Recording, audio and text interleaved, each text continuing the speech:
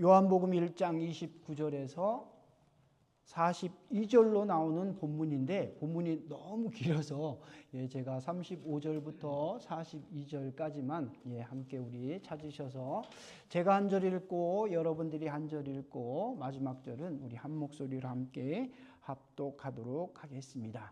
35절 제가 읽습니다.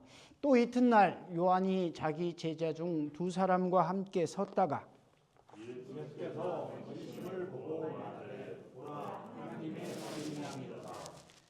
두 제자가 그의 말을 듣고 예수를 따르거늘 예수께서 돌이켜 그 따른 것을 보시고 물어주시되 무엇을 구하느냐 납기여 어디 계시오니까 하니 예. 39절 예수께서 이르시되 와서 보라. 그러므로 그들이 가서 계신 데를 보고 그날 함께 거하니 때가 10시쯤 되었더라. 요한의 말씀을 듣고 예수를 따르는 두 사람 중에 하나는 시몬 베드로의 형제 안드레라. 그가 먼저 자기의 형제 시몬을 찾아 말하되 우리가 메시아를 만났다 하고 메시아는 번역하면 그리스도라. 42절 같이 시작. 데리고 예수께로 오니 예수께서 보시고 이르시되 내가 요한의 아들 시몬이니 장차 게바라리라 하시니라. 게바는 번역하면 베드로라. 아멘. 우리 잠시 기도드리고 말씀으로 함께 은혜 나누겠습니다. 지금도 살아계셔서 우리 가운데 역사하시며 우리의 심령과 골수를 쪼개시는 살아계신 하나님의 말씀 앞에 이 시간도 두렵고 떨림으로 섰나이다. 주님 말씀하옵소서. 주의 종들이 듣겠나이다. 걸어가신 예수님 이름으로 간절히 기도드리옵나이다. 아멘. 제가 광고와 시간에 빼먹은 내용이 있네요. 오늘 우리 교회를 처음 방문해 주신 분들이 계십니다. 우리 진아 자매님? 네. 그 다음에 원주 자매님, 그 다음에 이삭, 그리고 우리 재찬, 재찬, 조이찬, 스탠드업 플리즈. 우리 박수하겠습니다. 주장님들 잠깐 일어나서 감사합니다. 아유 감사합니다. 우리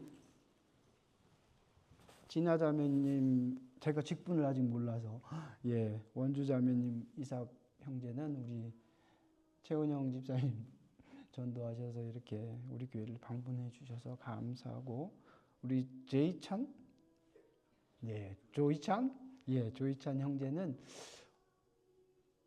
스스로 왔어요. 아직 영어권인 것 같아. 근데 영어권이라서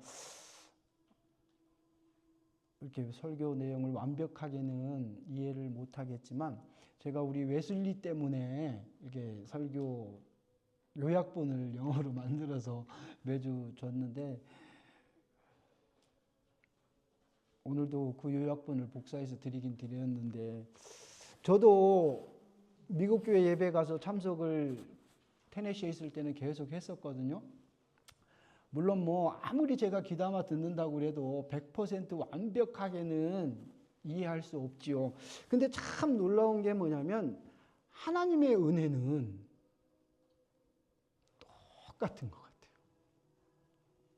영어로 분명히 목사님께서 설교하시는데도 그거를 제가 다 알아듣지는 못하지만 성령님이 깨닫게 해주시는 은혜는 동일한 것 같아요. 그래서 이 시간에 성령님께 간절히 기도합니다. 제가 한국어로 설교할지라도 똑같은 은혜가 우리 영어권 성도들에게도 임하시기를 예수님의 이름으로 간곡히 부탁을 드립니다. 오늘 요한복음 1장 29절부터 42절로 나오는 본문을 중심으로 설교 제목이 뭐예요? 무엇을 구하느냐. 무엇을 구하느냐. 이제 고개를 들고 저를 보세요. 목사님 코가 제대로 붙어 있는지. 여러분, 생활을 하시면서 무언가를 구하시지요. 좀 더 쉽게 표현하면 무언가를 찾죠. 무언가를 소망하죠. 여러분 인생에 있어서 가장 소망하는 일이 뭐예요? 만약에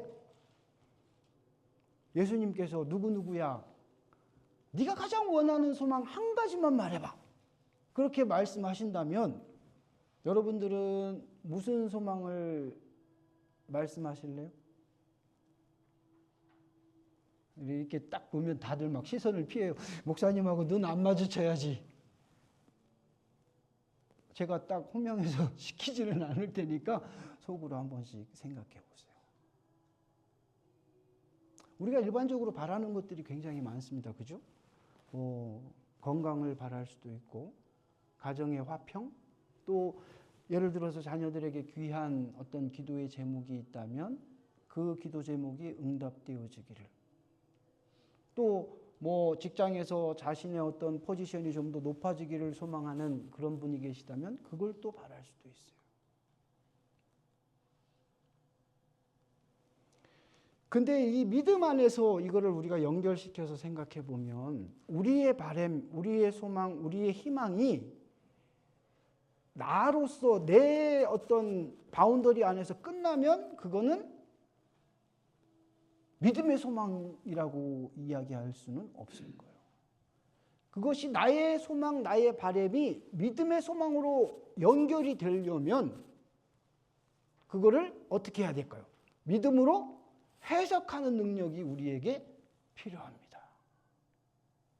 그래서 여러분 기도 생활을 해보시면 아시겠지만 우리의 대부분의 기도 생활은 하나님 앞에 뭐 하는 거예요? 뭐 하는 거예요? 막 하나님 앞에 여러분들 제일 잘하는 말 있잖아요. 기도하실 때 뭐라 그래요? 하나님의 나라와 하나님의 의를 먼저 구하십니까? 예, 물론 기도의 순서가 그렇죠. 근데 우리들 대부분의 기도는 하나님 앞에 뭘 달라는 거야. 예, 그거를 믿음의 용어로 딱 우리 박영무 집사님 딱 바꿔서 말씀 잘 해주셨어요. 뭐요? 하나님께 뭘 달라고 하는 게 뭐라고요? 믿음의 용어로 풀어서 얘기하면 간구야. 우리 영우 경제 어려운 말 잘 배우네. 간구야, 간구. 근데 그게 간구가 뭐라고요? 내 요구를 하나님 앞에 아뢰는 것. 근데 이게 나의 요구, 나의 필요로 끝나버리면 그 기도가 해보셔서 아시겠지만 응답이 잘 되시던가요? 안 될 때가, 안 되는 건 아니지만 늦어지고 예, 금방 이루어지지 않을 때가 참 많습니다. 근데 참 놀라운 건 뭐냐면 기도라는 거는 하면 할수록 어떻게 돼요? 처음에는 내가 막 하나님 앞에 무언가를 요구하다가 기도의 시간이 점점 늘어나면 어떻게 돼요? 나도 모르는 사이에 기도의 방향이 이렇게 바뀌어. 내 중심에서 누구 중심으로? 하나님 중심으로 바뀌게 되는 거예요. 그래서 제가 여러분들에게 말씀을 전할 때마다 늘 강조하는 게 뭐예요? 우리가 일상생활을 할 때 우리의 삶 가운데 가장 우선순위가 누가 돼야 된대요? 내가 돼야 된대요? 그럼 누가 돼야 된대요? 하나님이 되셔야 돼요. 그래서 언제든지 우리가 누구 앞에 서 있다고? 하나님 앞에 서 있다고. 그거를 어려운 히브리 말로 뭐라고 그랬어요? 헬라 말로 코람데오, 코람데오. 하나님 앞에, 하나님 앞에.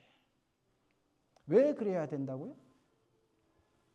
사람들은 나를 보지 않지만 누가 보고 계신 거예요? 하나님이 보고 계신 거예요. 그래서 내가 일이 잘 풀리지 않을 때 기뻐할까요? 실망할까요? 현수자매님, 일이 잘 안 풀리면 기뻐해요? 실망해요? 실망하죠. 근데 그걸 누가 보신대요? 목사가 봐요? 목사는 못 보지. 쫓아다니지 못하니까. 누가 보신대? 하나님이 보신대. 내가 마음 아파하고 내가 실망하고 내가 좌절하는 모습을 누가 보신대요? 하나님이 보신대. 그럼 하나님 마음이 어떠실까요? 나보다 더 아프시고 더 안쓰러우시고, 그게 하나님의 마음이에요. 기쁜 일이 있고 형통함이 있고 모든 일이 잘 풀릴 때 기뻐하고 감사하고 즐거워하는 것은 누구나 다 할 수 있는 일이에요. 근데 믿음의 사람이라면, 성도라면 환난 중에도 고난 중에도 일이 잘 안 풀리는 중에도 어떻게 해야 된다고? 어떻게 해야 된다고? 기뻐해야 되는 거야. 기뻐해야 되는 거야. 아니 목사님 말이 안 되잖아요. 환경은, 지금 내 상황은 기뻐할 수 없는 상황인데 어떻게 기뻐할 수 있죠? 그러니까 우리의 힘으로 안 되는 거예요. 그러니까 우리의 능력으로 안 되는 거예요. 바울과 실라가 예수님을 전하다가 잡혀서 깊은 감옥에 갇혔어요. 매를 얼마나 맞았는지 온몸이 찢기고 상하고. 여러분, 만약 여러분이 그 바울과 실라라면 기뻐하실 수 있을까요? 아니 내가 잘못을 해서 맞은 게 아니야. 누구 때문에 맞았어? 뭐 하다가 맞았어? 예수 전하다가, 예수님 이름 전하다가 맞은 거예요. 우리라면 왜 내가 맞아야 됩니까? 왜 나만 이렇게 힘들어야 됩니까? 원망하고 불평할 수 있을 거예요. 근데 성경에 보니까 바울과 실라는 어떻게 했대요? 하나님 앞에 찬양했대. 감사함으로 찬양했대. 바울과 실라가 성경에 나와 있으니까 우리와 다른 사람이겠죠. 특별히 선택된 사람들이겠죠. 우리랑 뭔가는 다른 사람들이겠죠. 여러분들 성경에 나오는 믿음의 선진들을 바라볼 때 여러분들 다 같이 그렇게 생각하시잖아요. 목사님 이분들은 우리하고 뭐가 좀 다른 분들 같아요. 다를 거예요. 우리보다 훨씬 믿음 좋을 거고. 아니에요, 여러분. 그들도 나와 똑같은 사람이에요. 똑같은 사람이에요. 근데도 그들은 환난과 역경과 고통과 슬픔의 현장에서 하나님을 향해 뭐 했대요? 찬양했대. 어떻게 그럴 수 있었을까요? 나하고 똑같은 사람이라는데, 나는 그렇게 못하는데 그들은 어떻게 그럴 수 있었을까요? 그래서 사도 바울이 하나님 앞에 뭐라고 눈물로 고백해요? 내가 했다? 내게 능력 주시는 자 안에서,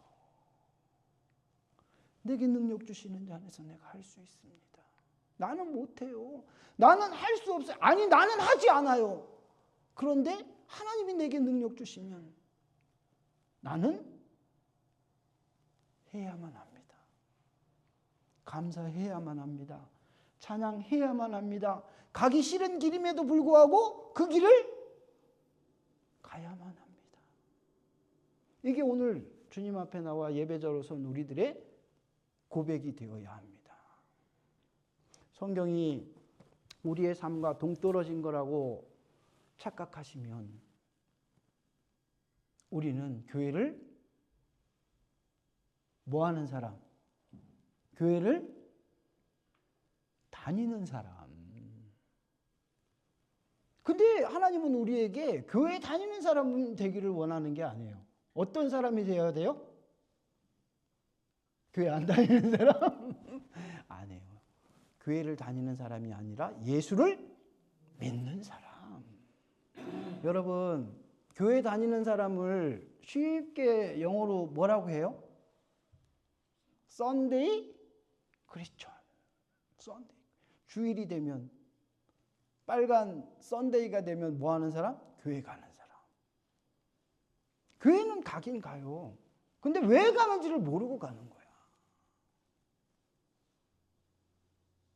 그러니까 그렇게 신앙생활을 하니까 예수 믿는 사람인데 세상을 향해서 아무런 영향력을 발휘를 못해. 엄마가 예수 믿는데도 자녀들이 하나님의 법을 의식하고 살아가는 자녀들이 아무도 없어. 아내가 예수를 믿는데도 가정에서 남편 알기를 우습게 알고, 남편이 예수를 믿는데도 가정에서 아내 알기를 우습게 알고, 자녀들 알기를 우습게 알고. 제가 그랬죠. 친한 사이일수록 어떻게 해야 된대요? 친한 사이일수록? 우리 예비 신랑은 머리에 딱 새겨야 돼. 친한 사이일수록 어떻게? 귀하게. 저도 힘들어요. 저도 힘들어서 맨날 사부님한테 실수를 하는데, 우리는 참 사람이 친해지면 어떻게 돼요? 더 귀하게, 정중하게, 예의 차려서 그렇게 대해야 되는데 쉽게 돼. 처음에는 낯서니까 서로 예의도 차리고 존댓말도 하고. 처음에 이제 우리 영우 경제 3월에 한국 가서 딴 결혼하고 나면 서로 이제 막 조심스럽게 대해, 처음에는. 그러다가 이제 친해지면 어떻게 해요? 말부터 살짝 놓기 시작하면서 행동을 막 편하게 한단 말이에요.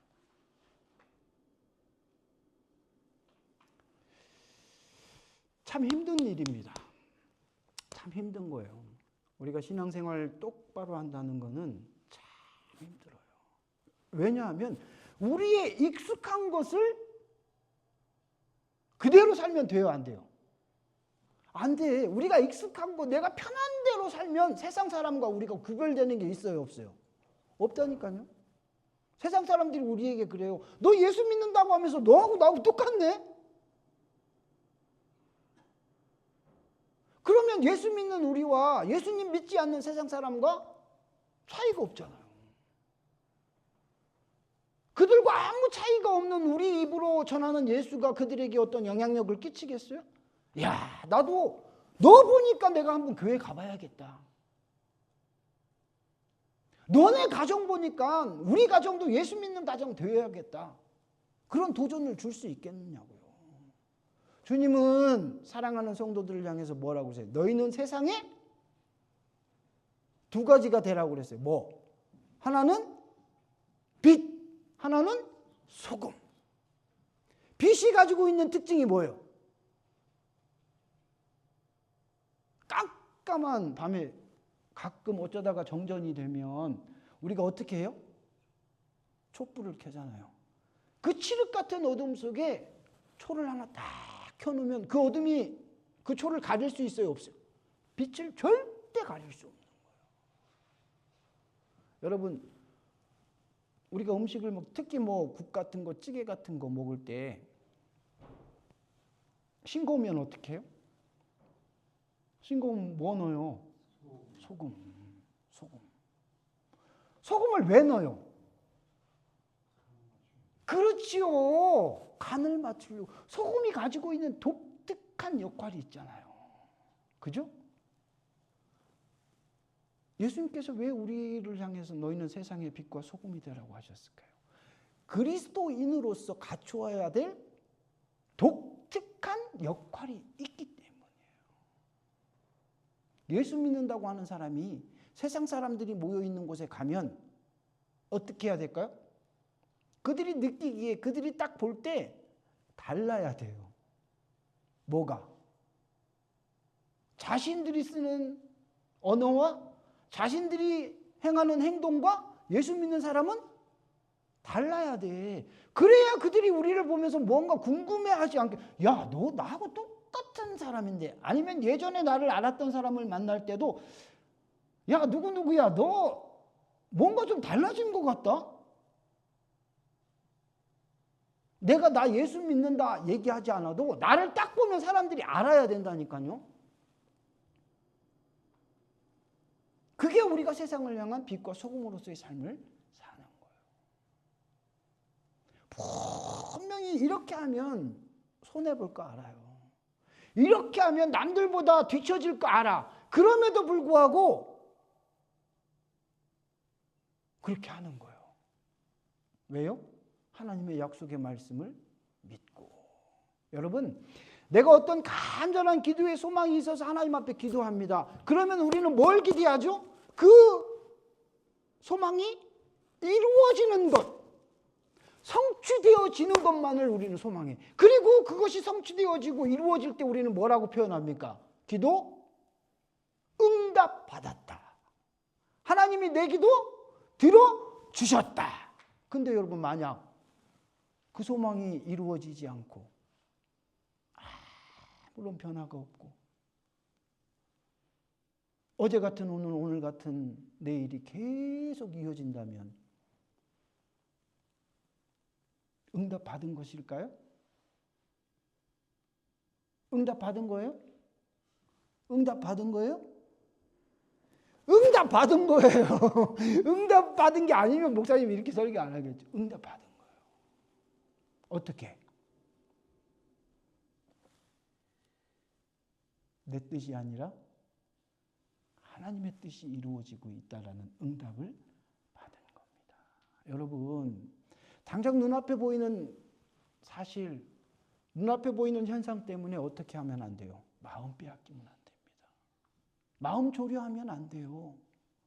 하나님이 우리를 향한 그 위대한 계획이 어떤 모양으로 이루어질지 우리는 모르는 거예요. 하나님이 왜 당장 응답하시지 않고 그 일이 이루어지지 않게 하셨을까요? 거기에는 분명히 하나님의 뜻이 있는 거예요. 지금 내가 인내하고 기다리면 하나님은 내가 꿈꾸고 소망하는 것보다 더 위대하게 더 큰 일로 우리를 사용하시리라는 계획하심이 있는 거예요. 당장 눈앞에 있는 것 때문에 절대로 여러분 마음 조리하시지 말기를 바랍니다. 오늘 본문으로 돌아와서 설교 제목이 무엇을 구하느냐, 그것 때문에 서론이 조금 길었어요.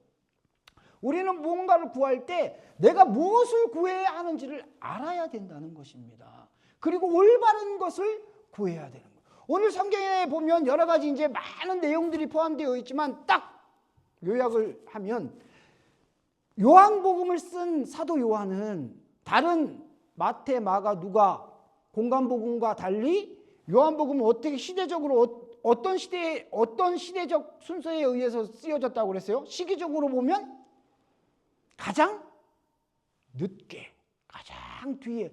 그래서 우리가 흔히 공관복음이라고 하는 마태, 마가, 누가에 나오는 내용들을 종합적으로 정리해서 쓴 복음이 바로 이 요한복음이 가지고 있는 특징 중에 하나입니다.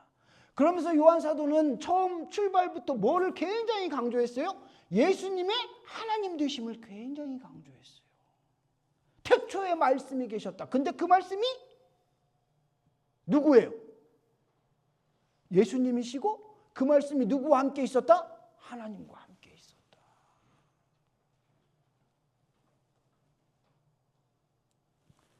여러분, 저를 보세요. 이스라엘의 첫 번째 왕이 누구예요? 목사님 맨날 설교할 때 왜 자꾸 물어봐요? 저는 오늘 처음 제 설교를 들으시는 분들은 좀 당황하실 수도 있어요. 저 목사 웃기게 설교하는. 설교 시간에는 목사만 설교하는 게 아닙니다. 여러분들도 같이 서로 주고받는 게 있어야 된다고 그랬잖아요. 그죠? 왜냐하면 우리는 함께 예배자거든요. 목사님이 예배 인도하고 우리는 구경하는 거야? 아니에요. 하나님이 보고 계시잖아요. 그래서 우리는 예배에 적극적으로 참여해야 돼. 그래서 제가 여러분에게 막 질문하는 거예요. 예. 이스라엘의 첫 번째 왕은 누구였다? 사울. 그러면 당연히 나오는 질문. 두 번째 왕은 누굴까요? 영국 빨리 대답해야지. 우리 영국 잘 발전하고 있어요. 왜 제가 시키는 이유가 있어요. 우리 영국 형제하고 결혼할 자매 이름이 황현자매예요. 이름이 외자인데 멀리 한국에서 우리 예배 신랑 동영상을 매주 본대요. 예, 매주 보면서 우리 오빠 신앙생활 잘하고 있구나. 목사님이 뭐 부르면 잘 대답하는구나. 막 그렇게 칭찬을 한대요. 이거 빼야 되는데. 그래서 내가 우리 영웅 형제에게 이렇게 막 지명해서 부르는 거야. 첫 번째 왕이 사울이고 두 번째 왕이 다윗입니다. 우리 잘 알잖아요. 그죠? 근데 여러분, 하나님이 사울을 컨택하실 때, 하나님이 다윗을 컨택하실 때 뭐라고 딱 찍어서 말씀하신지 여러분 기억나세요? 사울이 이스라엘의 첫 번째 왕이 될 때 그가 가지고 있던 조건들 가운데 첫 번째가, 퍼스트가 뭐였을까요? 겸손. 예, 그것도 하나의 덕목인데 제가 원하는 대답은 아니에요. 성경에 보면 딱 기록되어 있어요. 사울이 가지고 있는 특징을 두 번은 안 시키니까 걱정하지 말고. 사울을 딱 볼 때 사람들이 다 사울을 보면 한 입으로 얘기했어. 뭐라고 했어? 준수함. 왜요? 사울은 잘생겼어. 그리고 우리 김강용 집사님처럼 키가 컸어. 일반 이스라엘 백성들보다 머리 하나가 더 있었다고 했으니까. 근데 거기에 기록되어 있는 사울의 특징, 준수함. 뭔가 좀 이상하죠. 이스라엘이 첫 번째 왕이잖아요. 거기까지 해두고 두 번째, 다윗으로 넘어갑니다. 다윗이, 하나님이 다윗을 이새의 8아들 가운데 택하셨잖아요. 다윗을 딱 보았을 때 뭐라고 성경이 기록하고 있어요? 아멘. 이야, 감사합니다. 오늘 예배 처음 참석하셨는데 정답을 말씀. 하나님의 마음에 합한 자. 그러면 여기서 우리가 의문을 한번 가져봐야 돼요. 사울이 잘생겼을까요? 다윗이 잘생겼을까요? 그렇죠. 그게 정답일 수도 있고 아닐 수도 있는데 다윗과 사울이 둘 다 잘생겼을 수도 있고 둘 다 못생겼을 수도 있어요. 왜 그래요? 왜 그래요? 이게 어려운 질문이에요. 여러분, 사울 봤어요? 다윗 봤어요?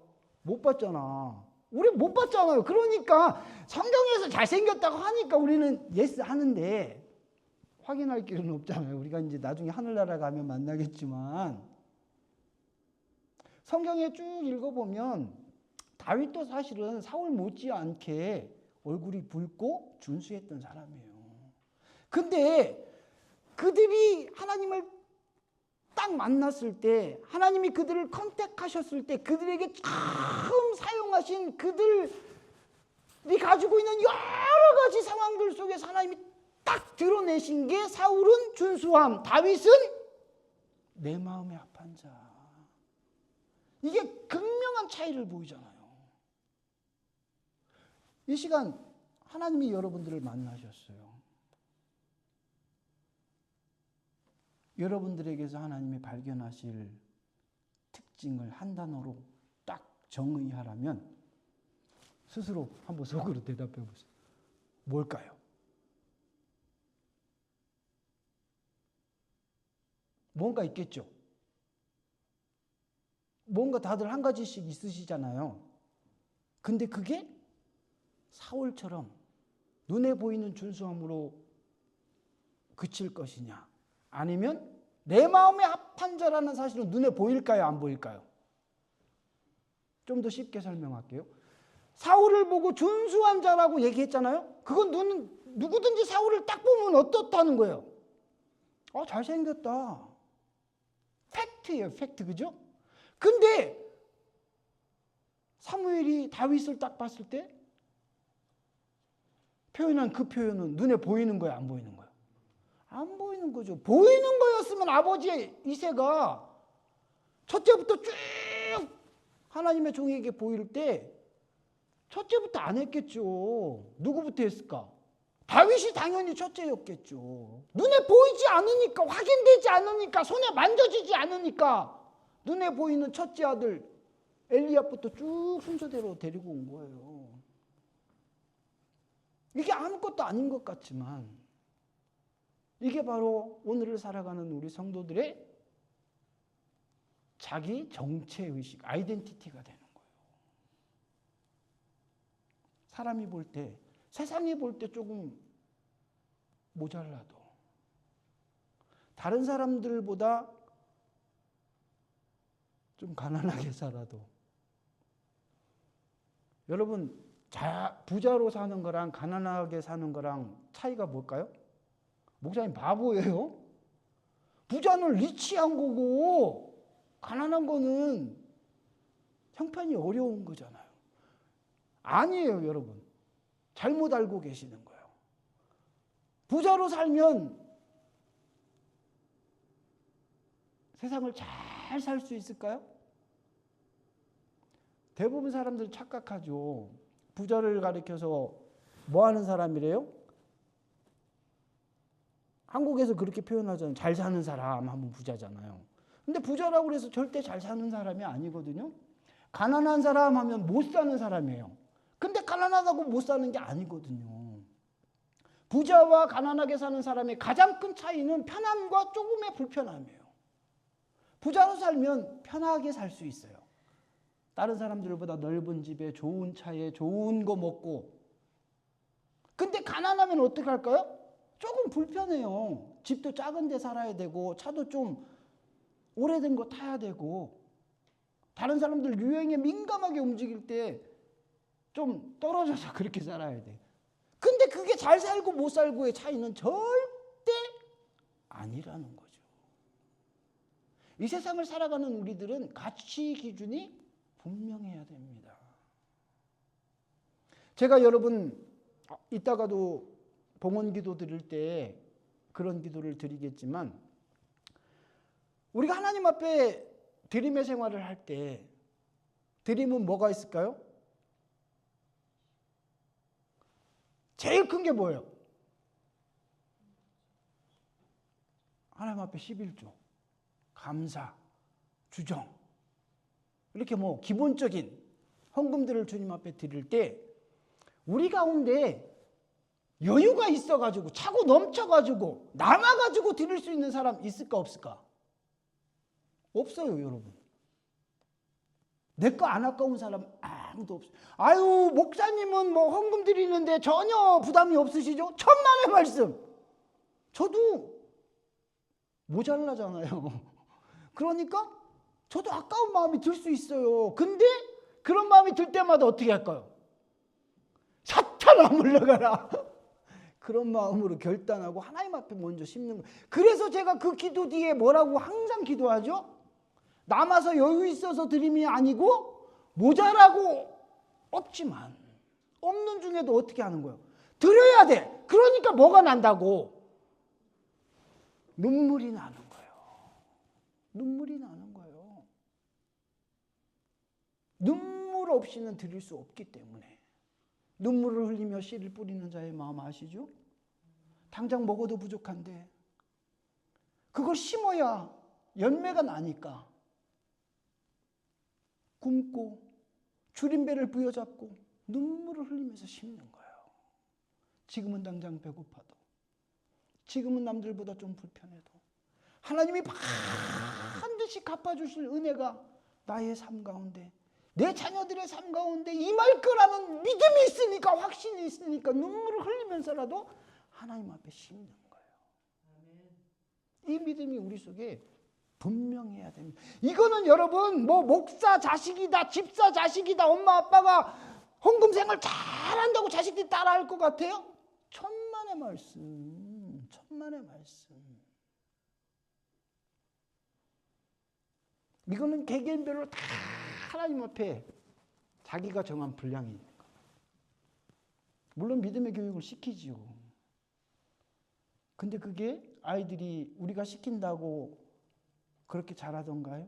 아니에요. 절대 아니에요. 오늘 말씀해 보면 한 가지 더 중요한 포인트가 있는데 그게 뭐냐면 이제 예수님을 제자들이 만나잖아요. 만나는데 처음에 그들이 뭐라고 그래요? 예수님을 딱 보고 뭐라고 고백해요? 아까 우리 성경 읽었는데 두 자로 두 번째는 세 자로 번역하면 뭐더라 이게 나오잖아. 첫 번째 뭐라고 그랬어요? 예수님 보자 랍비요 그랬어. 랍비. 랍비는 번역하면 뭐죠? 선생, 선생. 그러니까 예수님을 처음 만난 제자들이 뭐라고 고백했냐면 선생님 그런 거예요.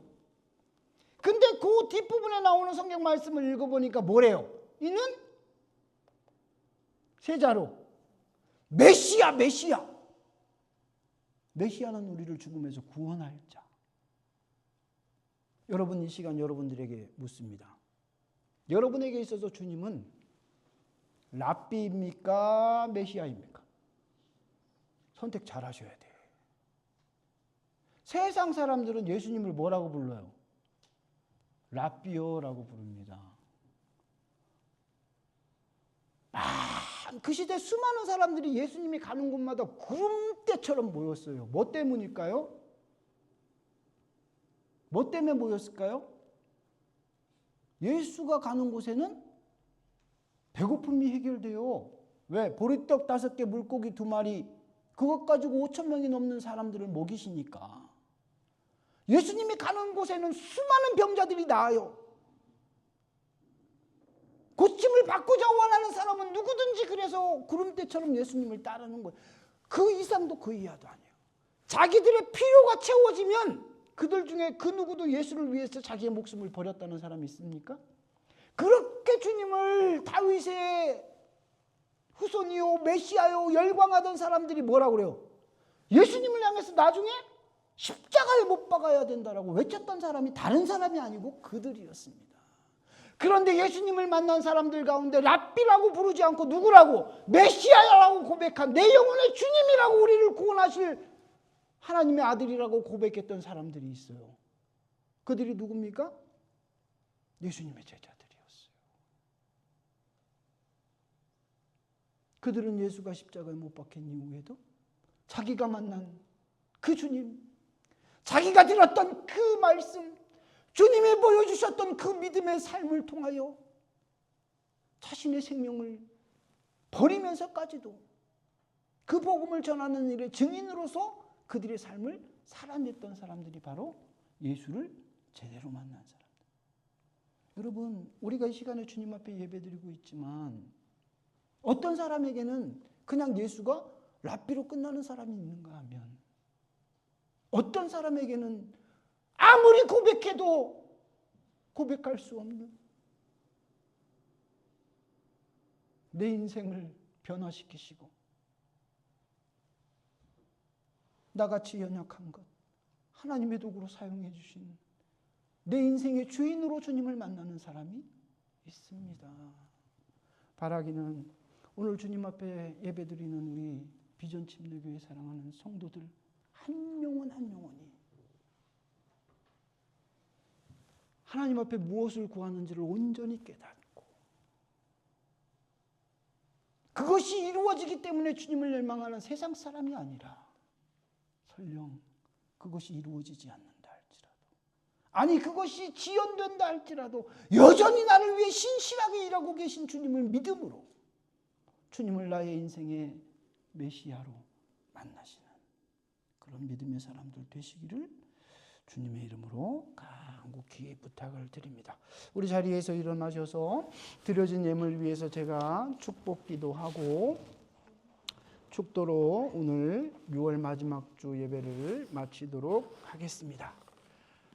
아버지 하나님, 이 시간 주님 앞에 예배자로 서면서 귀한 예물 심습니다. 아버지여, 남아서 여유 있어서 드림이 아니라 모자라고 없는 중에도 주님 주신 줄 알고 눈물로 씨를 뿌리는 자의 심정으로 심사오니 이 심기어진 예물 위에 하나님 30배, 60배, 100배의 결실로 우리들의 삶 가운데, 우리 자녀들의 삶 가운데 하나님이 열매 맺게 하여 주시옵소서. 지금은 우리 주 예수 그리스도의 은혜와 아버지 하나님의 크신 사랑하심과 성령님의 인도 내주 역사 충만하심이 주님을 온전히 만나고 주님을 내 삶의 최우선 순위로 삼고 살겠노라고 다시 한번 다짐하는 우리 비전교회 사랑하는 성도들의 삶 가운데, 저들의 후손들의 삶 가운데 지금부터 영원토록 함께 하시기를 간절히 축원하옵나이다. 아멘.